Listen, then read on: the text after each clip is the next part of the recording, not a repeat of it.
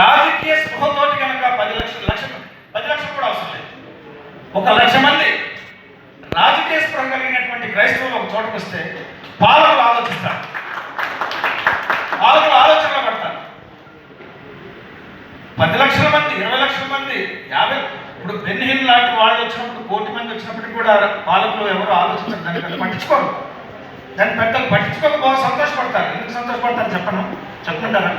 మన కాంగ్రిగేషన్ చూసి వాళ్ళు ఎందుకు సంతోషపడతారంటే, అమ్మాయ్య ఇది వాళ్ళు మనల్ని టార్గెట్ చేయడం, వాళ్ళు ఈ లోకం అంత కాదంటున్నారు, మనలో కూడా అతని గురించి ఆలోచిస్తున్నారు, మనల్ని టార్గెట్ చేయట్లా, మనల్ని విమర్శించట్లా, మన అధికారం గురించి మాట్లాడటం లేదు, వాళ్ళ ఓటు హక్కు గురించి మాట్లాడటం లేదు. సో మనం సేఫ్ జోన్లో వెళ్ళిపోతాం, మనం సేఫ్గా ఉన్నాం. 8 లక్షల మంది వస్తే అప్పుడు మనకి మంచిది. ఇంకా ఎంతమంది నిద్రావస్థలోకి వెళ్ళిపోతే, రాజకీయ స్పృహ లేకుండా వేరే హక్కులోకి వెళ్ళిపోతే మన అధికారం అంత పదిలంగా ఉంటుందని చెప్పేసి వాళ్ళు చాలా ఎంత సంతోషపడతారంటే పార్టీలు కూడా చేస్తున్నారు. ఇంకా కావాలంటే ఎంకరేజ్ కూడా చేస్తారు.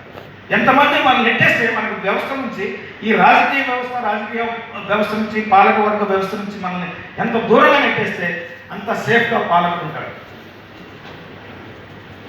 అదే పరశురామ్ గారు ఇక్కడ 1994లో 10 లక్షల మంది తోటి ఆయన ఇక్కడ మీటింగ్ పెడితే, ఇదే పేరెడ్ గ్రౌండ్లో పక్కన, ఆ రోజు ఎంతమంది చూస్తుంటారు, కృష్ణామరణం మీరు చూస్తుంటారు కదా, కాదు అంతా అప్పుడు ఇంకా యువకులు గసగసలాడిపోయింది. పాలకులు నిద్ర పట్టలేదు. ఎవరికి? రాజశేఖర్ విజయభాస్కర్ రెడ్డి, కోట్ల విజయభాస్కర్ రెడ్డి సీఎంకి నిద్ర పట్టలేదు.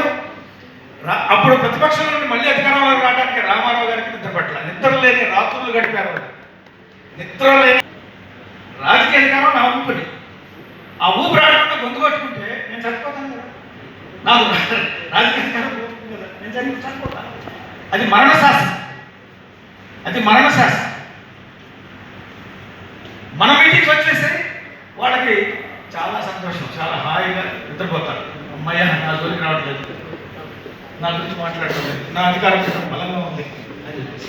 కాబట్టి మిత్రులారా, నేను మనం చేసేది ఏంటంటే, బాబాసాహెబ్ అంబేద్కర్ గారిని మనం ఒక రకంగా, ముఖ్యంగా ఆంధ్రప్రదేశ్లో జరిగే ఒక చిత్రమైనటువంటి పరిణామంలో కొద్దిగా ఒక రకమైనటువంటి పోరాట పటిమ, ఉద్యమ స్ఫూర్తి, ఇక్కడ చాలా మంది నాయకులు ఉన్నారు.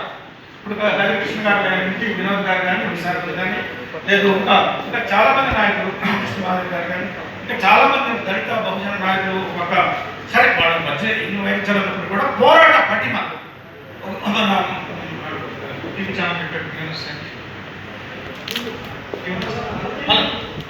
మళ్ళీ అంటే ప్రశ్నించే వాళ్ళు ఇక్కడ ఎక్కువ ఉన్నారు తెలంగాణలో.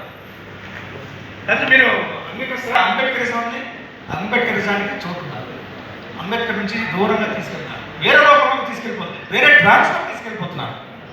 ఈ లోకం అన్న కాదన్నప్పుడు ఇంకేం మాట్లాడతాం చెప్పండి? ఈ లోకం అన్న కాదు అన్నప్పుడు వాడు మనల్ని కొడుతున్నా, చంపుతున్నా, చేస్తున్నా, ఈ లోకం అన్న కాదు, క్షమించు తండ్రి, మీరేం చేయించున్నారు, మీరు ఎరుగురు క్షమించారు. విష్ణురావు గారు చెప్పిన సందర్భం లేదు. దాన్ని మనకి అది అనుకూలంగా మనం మలుచుకుని ఈ సిచ్యువేషన్కి అప్లై చేసి మనం విత్డ్రా అయిపోతే ఎందుకు మనం బలహీనపడం? ఎందుకు మనం హెల్ప్లెస్నెస్ సిచ్యువేషన్ కదా?